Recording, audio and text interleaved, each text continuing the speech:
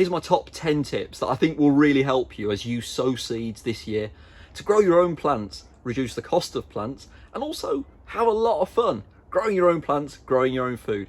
Here's my top 10 tips. Stick around till the end of the video, guys, because there's going to be a bonus tip at the end that I think will really enhance your seed growing. I really hope so.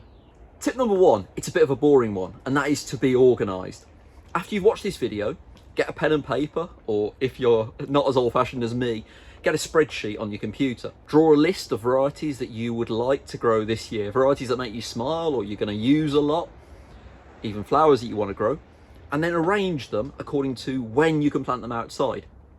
That's really important because you want to phase your growing and spread it through the year.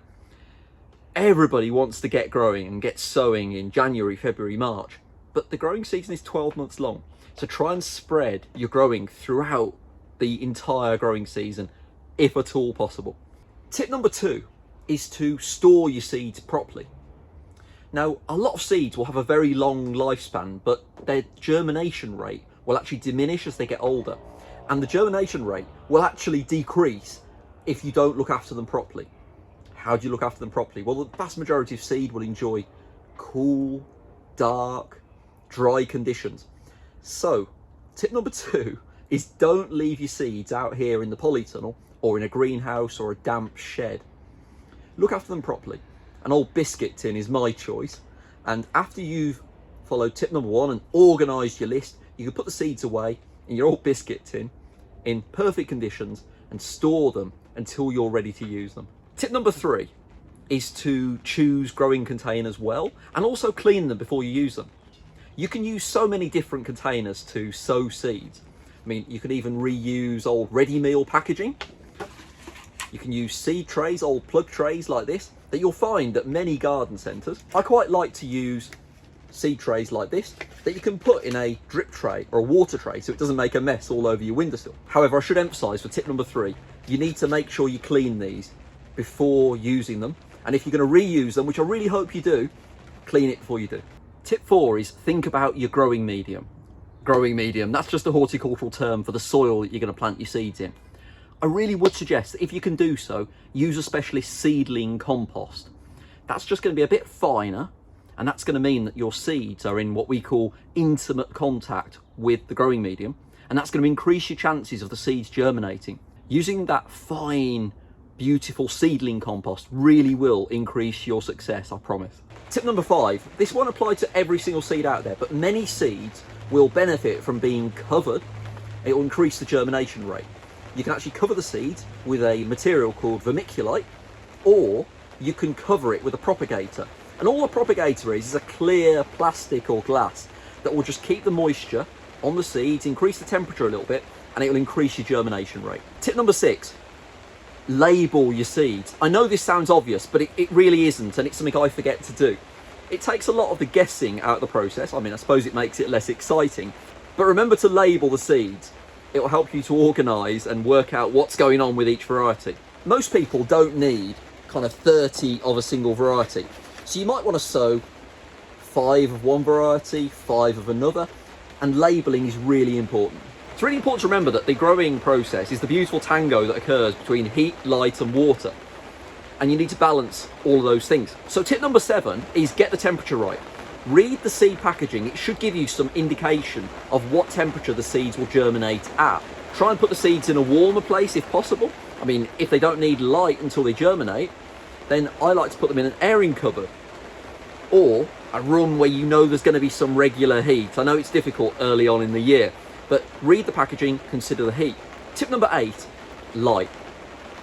Once you've got the temperature correct and the seeds start to germinate, you're going to need to concentrate on the light. Now, this is really difficult in the early season, but put the seeds in the lightest place possible. The light is going to give the seeds the energy. If you put the seeds in the lightest place possible, they won't get leggy. They won't start straining up towards the light. They won't get leggy. They won't get spindly. They'll be strong. And here's a good horticultural term for you. The plants will be nice and compact and strong. So put them in the lightest place possible. I would absolutely suggest using grow lights if that's an option. You can get grow lights very, very cheaply now on Amazon and other places. Really cheap, really easy. And if you go for the LED grow lights, they don't use too much energy either. Word of warning, some of the grow lights have different colours and it might make your house look like a nightclub. Tip number 9, consider how much water the seedlings are going to need. Don't water them too much. Make sure that you don't saturate the seeds, and I'm a big believer in watering from below if possible. The seed trays that I showed you earlier with the drip tray underneath are perfect for that, because you can put some water in the drip tray, allow it to soak up, and you will prevent or reduce the risk of rot happening, which is really, really important. You really don't want the seed trays to get overly damp, especially if you've covered them or it's indoors with poor ventilation. You'll see that's a recipe for disaster. You'll see lots of pests are going to emerge, and that's not good for the plants. So tip number 9, consider the watering and water them only when needed. Finally, tip number 10, read the packet. Google for instructions specific to the variety that you're actually growing. All the general tips and principles that I've described in this video can be applied quite universally, but certain varieties will have certain specific requirements. And that's the joy of growing. That's why we love gardening, isn't it? That every plant is different and provides a slightly different challenge. So read the packaging or Google it, because you're going to see so many specific tips for that variety that's really going to help you in your growing adventures. I nearly forgot. Here's that bonus tip that I promised you. This might seem like a long way off. I'm recording this video in January here in the UK. But when your seeds start to emerge and you pot them on into larger containers on the windowsill, eventually some of these plants might go outside.